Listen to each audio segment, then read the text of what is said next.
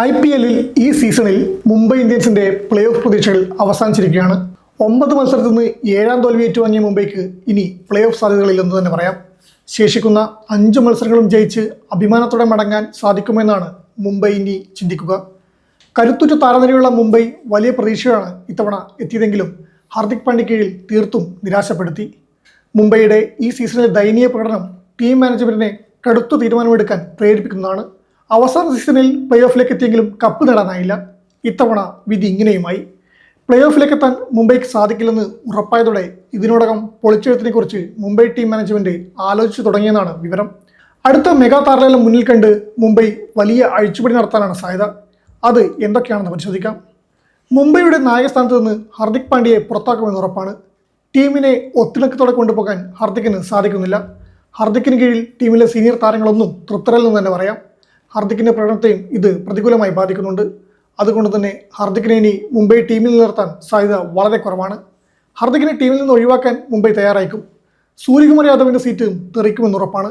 ഇന്ത്യയെ 2020 ലോകകപ്പ് കിരീടത്തിലേക്ക് എത്തിച്ച ക്യാപ്റ്റനാണ് സൂര്യകുമാർ.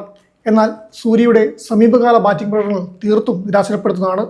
ഈ സാഹചര്യത്തിൽ ഇനിയും സൂര്യയെ വലിയ പ്രതിഫലത്തിൽ നിർത്തുന്നത് ടീമിനെ സംബന്ധിച്ച് മണ്ടൻ തീരുമാനമായിരിക്കും.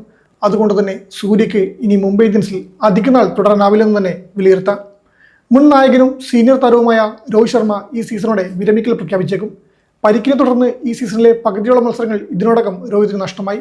39-കാരനായ രോഹിത്തിന് ഇനിയും മുംബൈ ടീമിനൊപ്പം തുടരാൻ താല്പര്യമുണ്ടാകില്ല. യുവതാരങ്ങൾക്കായി ഹിറ്റ്മാൻ വഴിമാറാനാണ് സാധ്യത കൂടുതൽ. തിലക് വർമ്മ, ജസ്പ്രീത് ബുംറ എന്നിവരെ മാത്രം നിലനിർത്തി മുംബൈ മെഗാ താരലേലത്തിലേക്ക് പോകാനുള്ള സാധ്യതയും തള്ളിക്കളയാനാവില്ല. ട്രെന്റ് ബോൾട്ട്, ദീപക് ചഹർ ഉൾപ്പെടെ നിലവിലെ ടീമിലെ മറ്റ് പേസർമാരെല്ലാം മുംബൈ ഒഴിവാക്കാനുള്ള സാധ്യതയാണ് കൂടുതൽ. മുംബൈ വലിയ പൊളിച്ചെഴുത്തിലേക്ക് കടക്കുമെന്ന് തന്നെയാണ് പ്രതീക്ഷിക്കപ്പെടുന്നത്. മുംബൈ ഇന്ത്യൻസ് ചില സൂപ്പർ താരങ്ങളെ ടീമിലേക്ക് എത്തിക്കാനുള്ള നീക്കം ഇതിനോടകം ആരംഭിച്ചിട്ടുണ്ട്. രാജസ്ഥാൻ റോയൽസിൽ നിന്ന് SSC ജയ്സ്വാൾ, വൈഭവ് സൂര്യവംശി എന്നിവരിൽ ഒരാളെ ടീമിലേക്ക് കൊണ്ടുവരാനുള്ള ചർച്ചകൾ മുംബൈ ആരംഭിച്ചിട്ടുണ്ടെന്നാണ് വിവരം. സൺറൈസേഴ്സ് ഹൈദരാബാദിൽ നിന്ന് ഇഷാൻ കിഷനെ തിരികെ ടീമിലേക്ക് എത്തിക്കാനും ശ്രമം നടത്തിയേക്കും.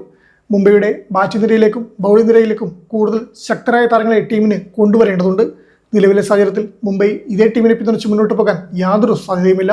അതുകൊണ്ട് തന്നെ വലിയ പൊളിച്ചെഴുത്ത് ഉറപ്പാണ്. അടുത്ത സീസണിൽ ജസ്പ്രീത് ബുംറയെ മുംബൈ നായകസ്ഥാനം ഏൽപ്പിക്കാനുള്ള സാധ്യത കൂടുതലാണ്. മുംബൈയുടെ ക്യാപ്റ്റൻ സ്ഥാനം ബുംറ ആഗ്രഹിച്ചിട്ടുള്ളതാണ്. എന്താവും ടീം മാനേജ്മെന്റ് നീക്കുമെന്ന് കാത്തിരുന്നു തന്നെ കണ്ടറിയാം. ഈ സീസണിൽ പ്ലേ ഓഫ് കാണാതെ പുറത്താവുന്ന ആദ്യത്തെ ടീമാണ് മുംബൈ ഇന്ത്യൻസ്.